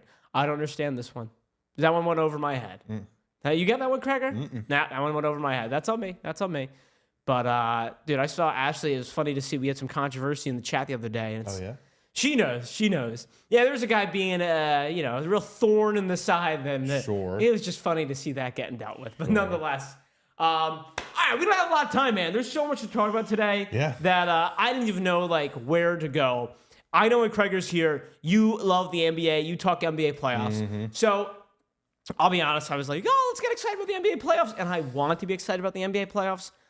I watched most of the game. Several teams that are $100 range of 2 spins, salivating like Homer Simpson here. PT knows. PT knows. For those who've been around, they know what's up. Teams at nice price points for 2 spins at that slab wheel. Let's get in here. But I watched a tiny bit. Watched the fourth quarter of that Pistons-Knicks game. Okay. So I saw the Knicks just run away with it after I thought the Pistons could win. Yeah.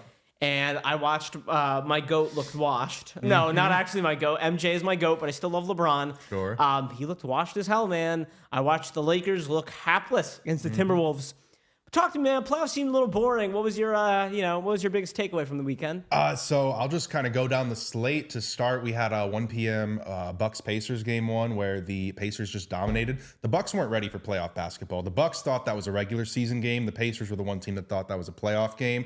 Lazy closeouts, no hands up on defense. Giannis, too, looked just gassed by the third quarter because no one else was helping him. Oh, boy. Doc Rivers is trying to turn Giannis into a point forward, which is crazy to me, but with him just barreling and trucking through the lane for, the first 3 quarters, he was gassed by the end of it.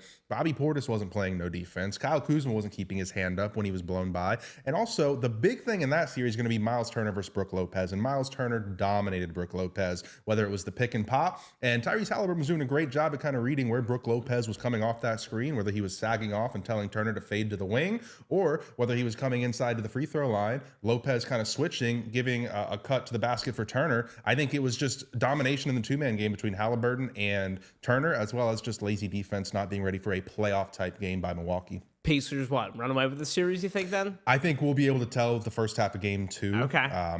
See what kind of adjustments are made. Doc is not necessarily known for his coaching adjustments throughout the series. But we'll see if maybe, Giannis gets a little ticked off. And so we buy any Halliburton cards now? Or are you chilling on that? Are we selling Halliburton cards I'm then? not selling Halliburton cards.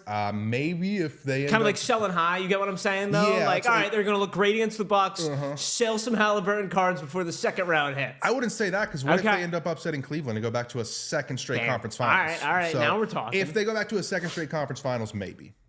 This next game was, I thought, the best game of the weekend, the Clippers and the Nuggets. I thought Kawhi, for as healthy as he is, wasn't ready for the double team that they were swarming him. But on the flip side of that, Harden looked terrific. I thought that was the best. I thought that was the best playoff game by James Harden since Houston days, even better than his 17, 10, and 10 he averaged in 20. And Mally's right, by the way. Only game of the entire weekend that wasn't a complete blowout. Which is why I told you that 9.5 spread. The bet. Good point. Good point. I didn't take it, but I thought about it every single game. Like after I saw those scores, ridiculous. That game ended in overtime, right? Yep, Who had the game-winning shot? So there wasn't necessarily a game-winning shot, but at the end, I know Harden had a huge 3 to tie it up towards the end of regulation. Westbrook had a big 3 to take a small lead. Russell Westbrook, by the way, I saw an amazing tweet over the weekend. It said that he is a real-life power-up box from Mario Kart.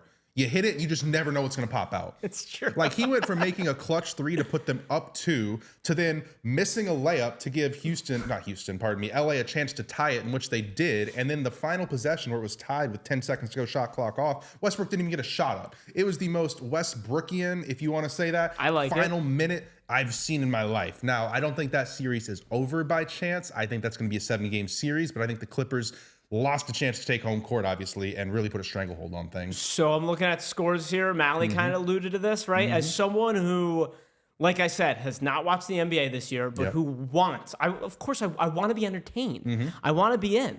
Here are your scores. 117-98. Pacers beat the Bucks. Knicks win by 11, but the game was close. That actually was not a bad game, but down the stretch, not sexy basketball. Knicks just blow it away. Timberwolves win 117-95 on the one game I watched. I watched this game pretty much start to finish, just waiting for the LeBron burst, waiting for the Luka Doncic burst. It never happened. Lakers lose by 20-plus points in that one. Embarrassing. Grizzlies Thunder was a joke. A joke of a game. A disgrace to basketball. Celtics Magic, I didn't even consider turning that game on, Kreger. Didn't even consider. The only thing good I saw this weekend was Joe Mazzulla saying, "Don't go out there to the trainer," when Jason Tatum was laying on the ground hurt. He said, "Get up," at Jason Tatum. I mean, come on. But come on. And then from there, Heat Cavaliers, I did 21-point game. I went out to dinner, and then I was asleep. What time did this game start? Warriors, Rockets? 9:30. What's that? 9:30. 9:30. I was asleep before this game was at halftime, and this is the series I was most excited about. Yeah. For a weekend slate of NBA playoffs, for someone who did not do much this weekend, for someone who is waiting to get back in the NBA, Nothing. Just nothing, Kreger. Do you think it will stay this way? Look, I think it's a shame because I thought the Lakers and the Wolves game was fantastic. What? I thought it was fantastic. No, it wasn't. Everyone went into it thinking, oh, Lakers is going to be Lakers in 4, Lakers in 5. They're looking ahead to Golden State and Steph versus LeBron and Luka. No, not so fast to quote Lee Corso, retired over the weekend. But we have tremendous coaching in the Timberwolves camp, and we saw 9 assists from Anthony Edwards. I believe he had 22, 8, and 9. Anthony Edwards' playmaking is going to be the difference in this, and if he can make smart, educated passes and find the open man against a Lakers defense that likes to crowd the paint and force you to make the smart pass, something that Anthony Edwards hasn't been able to do a lot in his career. Are you calling J.J. Redick overrated? Oh, I'm not calling J.J. Redick overrated. I'm just saying that he probably wasn't expecting 9 assists out of Anthony Edwards. Karen says, you know what? Enough waiting around. So Karen, and I do want to talk about this. Give baseball one more try. Why not? We got this, Karen. Why not us? So Karen, let me give you the offer then. Would you rather me run those 2 spins for you right now? Or do you want to wait and see whatever happens to the giveaway first? Whenever someone buys a spot, I give them the right of first refusal, if you will. There is some strategy if you want to try to let one spot taken off the board, or if you're like, Karen, if it's up to me, I selfishly just want to spin the wheel twice right now. But I up to you. Ooh, or a 1-1, says PT Moss. What do you think about that? I like that. You want to go 1-1, Karen? 1 now, 1 after? Let me write this down. All right, let's go, Karen. Come on now. You're going to take a little stab in case anyone was wondering about it. Karen says, you know what? Water's warm. Let me jump in. So let me feature this here, slab or no slab wheel, so we can run the random. Let's go 1 here for Karen now, and then 1 after the giveaway. If anyone else wants to hop in and take down a spot in this tribute double caser, by all means, and we'll do this for you. All right, Karen, good luck to you. First one, 125 or 50. We know the deal. I was actually pulling up the old Hard Rock Sportsbook. I was going to take a bet on the Lakers series. Number 11 was taken down. So, speaking of hoops. Hey. A Paul George White Sparkle. If I don't get this guy or that guy, I'm going to be heartbroken. I'm trying to think. I don't know if the Rangers have any, I'm always surprised. This guy or that guy. All right, Karen, here's the first one. And we'll run another after the giveaway goes. Go. Paul George White. Is that Clippers PG? I can't tell. Clippers PG. Okay. There we go. Godzilla! Come on now, Godzilla. Let's get it rolling.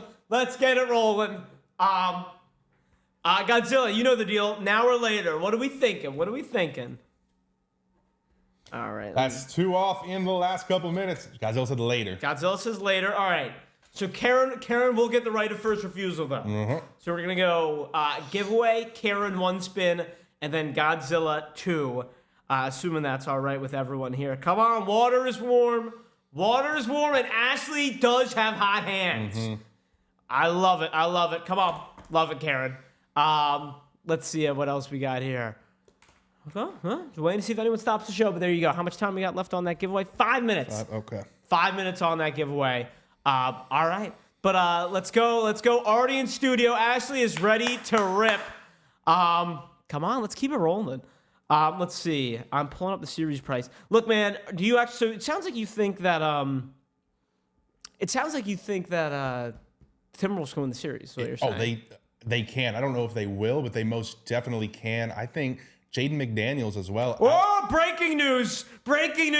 Cooper Flagg has declared for the NBA draft. I'm sorry, Kreger. I was looking down at my phone. There we go. And there it is. Sorry, just so there was no confusion, live in real time. Cooper Flagg is officially declared for the NBA draft. We don't have to do any of the crap of, oh my God, what if he comes back? There we go. I'm sorry. Continue. No, you were saying about it. It's a tough matchup. It's a really tough matchup. When you have Rudy Gobert, who's one of the best interior defenders I've seen in my life, no matter what people say about him. You have Jaden McDaniels on the wing. Sorry, I'm doing the COVID Gobert. And, I like that, Ashley, as well. We got Breaker's Delight if we want to go capture that flag. But do you think that, J.J. Redick, people loved him all regular season? Do you think all of a sudden it's like, okay, this is a different kind of beast No, for JJ? I don't think so. I think it was the Timberwolves came out and they did something the Lakers weren't expecting. The Lakers, if you've seen the last 5 years, they have the largest free throw differential as far as how many free throws they've attempted versus how many they give up. That tells me they're disciplined on defense and they also attack the paint a lot.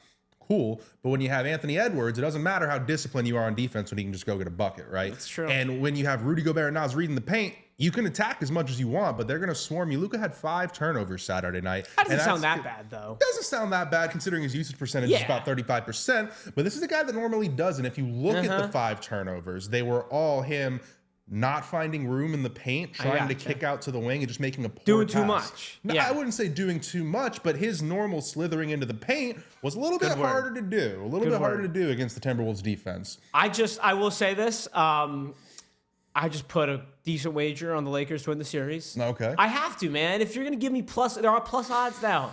It's LeBron, it's Luka.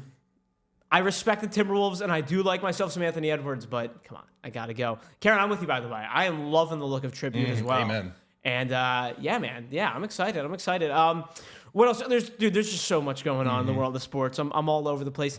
Anything else? You have any other sweeping statements? Is there anything that made you change your mind, I guess, this weekend watching just game one? Small sample size. Did you see anything this weekend? You're like, think I was wrong about that, or this really caught my eye. No, I mean, I guess the only thing I would say is I thought the Pacers and the Bucks series was going to be a close series, but based on game one and the Bucks treating that like a regular season game, I think that's at most a 5-game series. Dang. I think that's at most. Dash is with you now. Pacers rolling them. And I thought that'd be a 6 or 7 game series. I thought Giannis was going to do what he could to try to squeak it out, even if they lost. But I think we need to have a conversation. If Giannis has 3 first-round exits in a row, I mean, what happened since winning the title? A conference finals appearance lost to Boston in 2022, as well as 3 first-round exits in a row, assuming that they don't finish the job against Indiana. Now you can correct me if I'm wrong. My take on this is that when we look back on it, he'll be protected a lot by winning that one championship. Oh yeah, 100%. You know what I mean? Mally, by the way, Pop said, I hope Oklahoma City trades a bunch of their draft picks to get flagged just because, dude. That would be awesome. At some point they're going to, and to Mally's point, it might be this offseason. Let's just say, close 7-game series in the conference finals. They don't quite get to the finals, or maybe they get to the finals and lose to Boston in 5 or so. They probably wouldn't trade for Flag. They'd probably trade for someone, But that's what I'm saying. Cashing in their picks could be this offseason. Who's to say they don't have, what if Devin Booker comes on the market and he's like, hey, Phoenix, you have no picks. We have 17. Just here's a blank check. However many firsts you want, we want Devin Booker.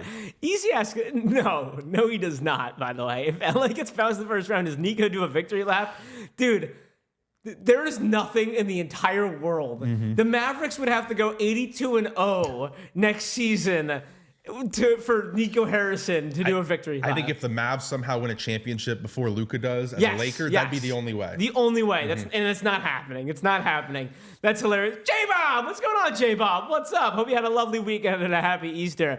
As a Lakers fan, I do love Nico, though. I'm rooting for the Lakers. I want to be very clear about that. Who plays tonight?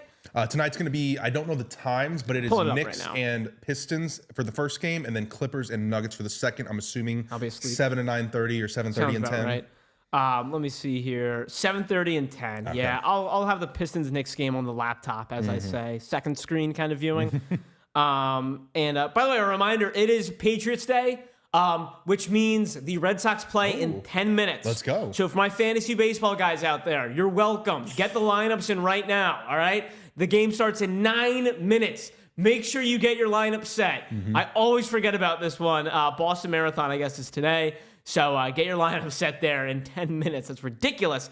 All right, Slab or No Slab going right now. And Karen! Let's go! Karen times 3. We need 3 spins for Karen. We got a giveaway. We need Godzilla 2 spins. Let's go. And Let's who gets go. This one? Eric, any good bets for the baseball game today? Ooh, boy. You're putting me on the spot. Yo, Card Hunter! Let's go. A regular taking it down. Eric, you're talking, I assume, the Red Sox game. I honestly do not have I didn't look too hard. Who are they playing? My gut says Red Sox money line because they blew a 2-run lead to the White Sox. So they probably woke up pissed off today and what they need to win. All right, let's go, Card Hunter. Let's go, Card Hunter first. And then what? Are we going to do 3 for Karen and then 2 for Godzilla? Does that sound about right? Sounds fair to me. Godzilla, you're the Red Sox fan. You got a good bet for this game? Let's see. I don't want to give any like bets away, Eric, without any research. Let's go. What numbers we taking off? Let me 46? 46 and then 11 because I thought of Jimmy Rollins. And if I think about Jimmy Rollins, it means 11's off the board. That makes Let's sense. go. This is for you, Card Hunter first. Come on, Card Hunter. What do we got? What do we got? Let's see it here.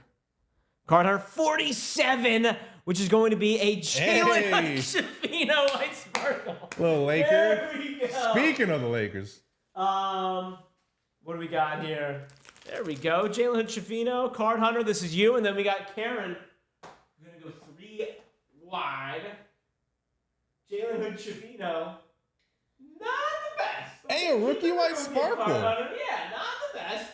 I did like watching him at Indiana, and he's got a nice little run with my 76ers, so I'll keep it at that. But yeah, not the most valuable card, but you got it. I appreciate it, Card Hunter, and a White Sparkle. You never know with those White Sparkles, man, and who knows, dude? Guys pop out of nowhere. You know what I'll say about Jalen Shavino? This is my prediction, because as someone who's a casual NBA fan, this is what I noticed. He'll score 30 points for some reason in back-to-back games on like a 10-day contract next year. Sell the card the second that happens. Something that's the Shake Milton effect. I remember that happened to Shake Milton. So just be wary. If you hear his name once next year, just put it on eBay. All right. All right. So that was for Card Hunter. Karen, let's go. Let's hit 3 spins. Yeah, 3 spins in a row. I assume that's all right. Good luck, Karen. Come on, Karen. Let's hit a slab. Karen's a real one. Karen's a regular. 23, LeBron James. The Aiden O'Connell. All right. The Aiden O'Connell card. I know you usually get football. Karen, admittedly, that's kind of like the gag gift spot. So luckily we have multiple spins today. All right, let me pull that for you. The gag gift spot. This one, unfortunately, does not even have a top loader. I'm sorry, Aiden. Actually, I think Aiden's not bad, but now we have 2 more spins for you. We got one out of the way. Good luck. Put him under Jordan's number. Sacrilege. All right, Karen, come on. Let's make up for it. 10. All right. 10 sounds like could be good. How about an Adley Rushman rookie card to 150? That's a little better. Now we're talking here. Let me get that for you. All right. I might have made a mistake. Where's David Schneider on that list? Is this an updated one? I got a different card in my hand. It's an autograph. I have a Davis Schneider rookie auto in my hand. I might have made a mistake there. That's on me, Karen. Yep, that's me. That's a rare whoopsie. That's a first ever whoopsie. You can make a case it's just as good, though. Davis Schneider auto to $299, rookie auto. He's got a mustache. All good. And one more for you here, Karen. Let's see. For your troubles. So we got 46, 47, 46, 10, 11. 47. 10, 11, and 23. Yep. All right. Here we go. Good luck. Yeah, let me get Godzilla. Come on, let's end with a bang. 27, which is going to be another auto. All Let's go. That's a this guy or that guy right there, Karen. Gabby Moreno, auto. What is that to? $299. $299. All right. There we go. Let's see it. There's your Aiden O'Connell. There's your Gabby Moreno. Auto to $299. And talk about a nice mustache right here. Davis Schneider auto to $299. There you go, Karen. And 2 spins for Godzilla. 2 spins for Godzilla. Thank you, Karen. Your day's far from over. Thank you for popping in, Karen. Appreciate you hanging out with us. Let's get you some heat. Let's go. All right, now we got Godzilla. Good luck, Godzilla. Oh, man, we're getting to the point where I'm like, oh, what's even on, what's even off? 47, 46? 27. 27, 23. 23. And then 10, 11. 10, 11. All right. Let's see it, Godzilla. Good luck. Guys, anyone wants to hop in? We're not stopping now. We can keep this train rolling. Come on, Godzilla. 36 for Brian Westbrook. Gonna be Gunner. Let's make sure I got this one right now. Oh man, now I'm nervous. I've never had a false number before. Yeah, there we go. Gunner logo fractor will always play. Rookie too. Got Bread says spins only for double caser. Yeah, Got Bread only for the double casers. You got that last time, Godzilla, dude. If there's a player, I'll stockpile. No problem with that one. And all right, let's see. Then you can sell it as a bundle too. Single spin for any other PYT. Oh, there we go. 47, 46, 36, 27, 23, 10, 11. 10, 11. Let's do it. Last one, Godzilla, unless someone wants to do another one. Hey, as each spot comes off, you got a greater and greater probability of getting a slab if anyone wants to grab something. Godzilla, 12. There we go. Anthony Davis, White Sparkle. That's a little better. Dude, White Sparkles are flying off today. All right, there we go, Godzilla. Not a bad spin. And, all right, between me getting up and showing the cards, and, yes, Tommy DeVito is on there, Karen. Yup. I saw that card. I was going through a big bin of just, like, loose cards, and I was like, oh, baby. Yeah. I need this on the slab wheel. All right, Godzilla. Good old Gunner on the Logo Fractor. I love Logo Fractor. That's my favorite Topps type of card. Me too. I'm a big Logo Fractor guy. Then our 80 White Sparkle. That'll play, man. That'll play. We're in the wrong jersey, but that'll play. All right. Anyone else hopping on?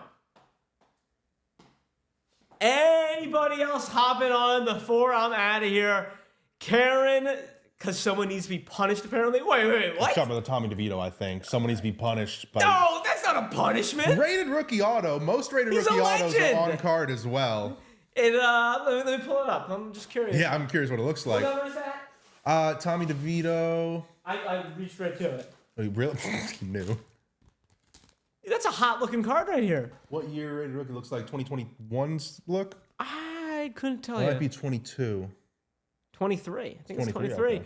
Got bread! There we go. That's Let's the full go. case. It's going to be a single spin for That's a Got single Bread. spin for Got bread. We're not done. Come on, dude. Imagine he hits his DeVito. I would love that. Like I said, I love the look of rated rookies, Come on, especially Brad. optics.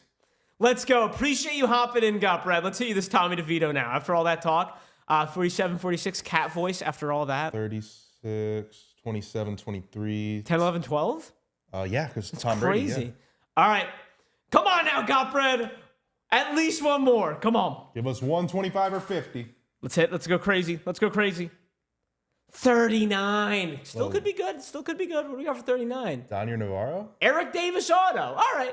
An old red on the... Dude, we'll take ink. We'll always take ink. You're not skunked before the break even begins. You know what I mean? You're at least getting ink before the break even begins. There you go. Eric Davis on card auto. I'll show that to you, Got bread. Anyone else want to keep this thing going? I'll say it again, 2 spins. Let me feature it here in the meantime as I stand up. If anyone wants to stop us, 2 spins for any spot that goes off the Topps Tribute double caser. All right, featuring it, last call. We're already halfway full. We're going to be ripping in no time. And with us having, 8 or 9 spins off the board, this is probably the highest likelihood you'll get, maybe ever, to get a slab. You don't see this happen all the time. Mm-mm. So on the screen, I can't tell. Eric Davis, base auto right there. For Got bread. All righty. Just waiting for one quick little bang. But all right, without further ado, Ashley's over there and she's antsy. Mm-hmm. We need to get her ripping ASAP, everyone. Appreciate you guys for joining me. Krager, thank you. You should have seen the rundown today, guys, because there was there's a lot we a didn't get billion to. other things we didn't even talk about We today. didn't even get to the halftime, it looks like. Dude, what was the halftime today? It was a fun one. Oh, the St. Louis Blues good luck charm. Yeah, that's right. We'll take a look at that tomorrow. But guys, appreciate it. Always a blast. I hope everyone had a lovely Easter, a great weekend. And let's get back to it, man. Feeling good, feeling well rested. Mm-hmm. Let's have a fantastic week. And we'll start with a hot dual caser of tribute. Football on later tonight. We do have a release in football this week. We'll talk about that a little later, baby. As well as the NFL draft. Have a fantastic Monday. That's going to do it for me. Appreciate it, Krager. Appreciate you guys. Let's get to ripping right here at Sunco Sports. Adios, ladies and gentlemen.